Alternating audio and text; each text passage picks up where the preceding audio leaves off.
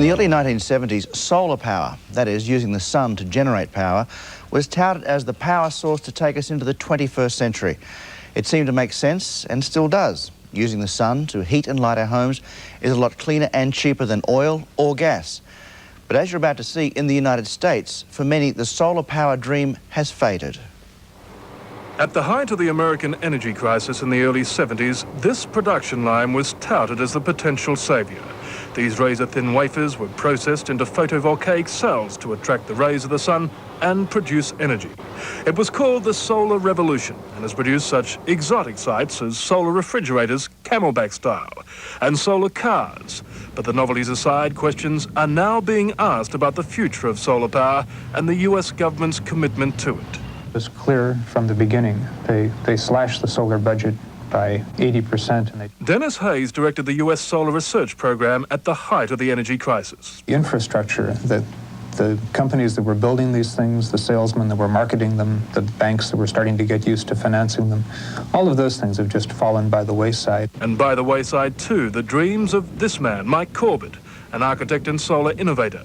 In the early 70s, he built the nation's first solar community, 300 homes in Northern California. Really created kind of a state-of-the-art solar development and made it very economical, made it appealing to the market. Our sales were high, and we had a product that really worked well. Mike Corbett wasn't alone. Here in California and other sunny spots around the country, the concept caught on. Solar energy seemed to be the way to go. But then something happened to the solar revolution. First, there was a collapse of OPEC, leading to the fall in the price of oil and a return to the conventional energy forms, oil, coal and nuclear power. For Mike Corbett, business turned bad. There was no failure in the solar technologies. The water heating systems were working extremely well. When the subsidies were cut, there was no way that solar could compete. And so solar research lost a great deal of entrepreneurial interest, with the odd exception. Phoenix builder John Long built his own solar station to provide electricity for a 24-home subdivision. We call it a micro utility, and this is owned by the Homeowners Association. Traditional rooftop solar panels heat water, and a photovoltaic grid provides electricity to all of the homes. The budget for the state's solar commission has been slashed. John Long has his own ideas why solar can't get off the ground. The utilities are not in favor of solar energy because naturally they don't benefit from it. In this particular case here, they're buying energy from our homeowners group. For supporters of the solar alternative, it stands as testimony to the untapped potential of solar energy.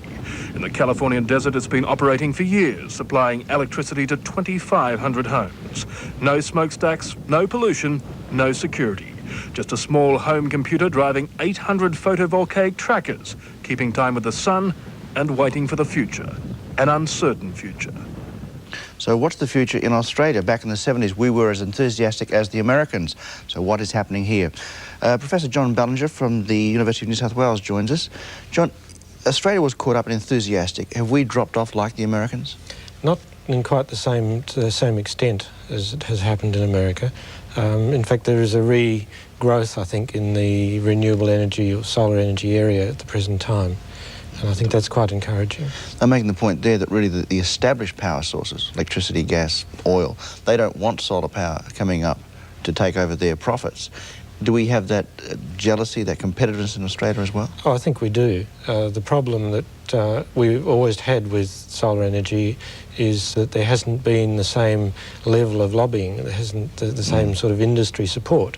And that's something that we really have to address very quickly, because solar has got a lot of opportunity in this country, and we've got to work to bring that about before we get into problems. Well, it would seem sensible in a country like Australia. We have so much sunshine, etc. Yeah. And the governments back in the 70s were putting a lot of money in, on both state and federally. But is it a complacency on our part that we pay our electricity bills and our gas bills, and it's a little bit of money, it's a pain, but we just do it and don't worry about it? Yeah, it's easy because energy in this country is still very cheap. And until we adjust the subsidy systems, because at the moment a lot of the problems that we have with the large utilities are being absorbed by various taxes. And once that comes back to the user, we're going to see much more substantial increases in energy, and I think much greater awareness and concern on part of the individual. Well, are we wasting a lot of opportunities in Australia by not moving more aggressively towards solar power? I think we are. The opportunities that exist at the present time relate very much to building design and the use of remote area power supplies. We have a situation where, for example, at our university we have a laboratory that works on photovoltaic cells. It's one of the leading laboratories in the world. For a little country such as Australia, that's quite an achievement. Mm-hmm. The problems also relate to being able to store energy, because as you're aware, the sun's not there at night time when you want it. And so energy storage is something that Australia is putting a lot of work into. So we're just moving along but not being aggressive in it, I suppose that's the summation No, of I it. think although state governments are doing a lot at the present time, and particularly in the area of housing, because people are just not aware of what the possibilities are, and getting that information out to people as to what they can do with their housing to make them much more comfortable, and yet not lose standards, because the impression that people have had in the past is that by going to solar energy or any of these things, it's going to be what used to be called a belt tightening exercise. It's going to be not as comfortable, but that's not true. Professor John Ballinger, University of New South Wales, thanks very much for your time this morning. Thank you. So I suppose the bottom line is look into it when you're designing a new house. You might save yourself some money. Back with more in a moment.